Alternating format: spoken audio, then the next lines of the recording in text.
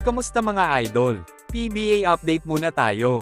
Barangay Ginebra nagparamdam kagad sa kanilang unang laro sa PBA All-Filipino Cup Conference. Naglaro kagad si Jamie Malonzo para sa Gin Kings matapos ang nangyaring pambubugbog sa kanya nung nakaraang buwan mga idol.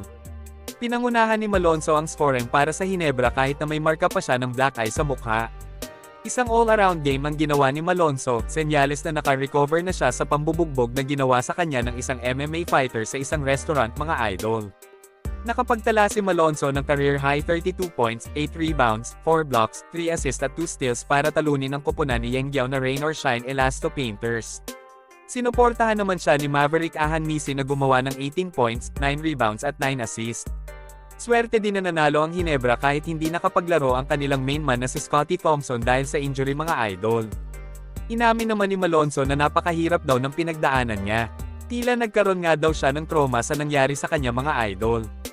Mabuti na nga lang daw tinutulungan siya ng mga teammates niya na kalimutan ng nag-viral na video niya kung saan kitang-kita na binubugbog siya ng isang maliit na MMA fighter. Pinatahimik naman ni Tim Ko ng media sa isang post-game interview matapos siyasatin ng isang reporter ang totoong nangyari sa isang restaurant sa BGC. Sinabi ni Coach Tim na hindi daw dito ang lugar para pag-usapan ang nangyari kay Malonzo.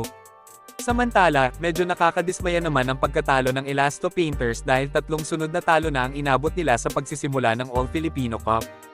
Inaasahan pa naman ni Coach Yengyao na magiging legitimate contender na ang kanyang koponan sa komperensyang ito mga idol. Tila malaki na din ang dinadalang pressure ng Rain or Shine dahil naungusan pa sila ng mga farm teams ng PBA na nasa tuktok na ng team standing. Sa kasalukuyan nga ay undefeated pa din ang Terra Firma at Blackwater na may 3-0 win-loss record. Samantala, nakalasap kagad ng unang talo ang semi-finalist ng Commissioner's Cup na Phoenix Super LPG.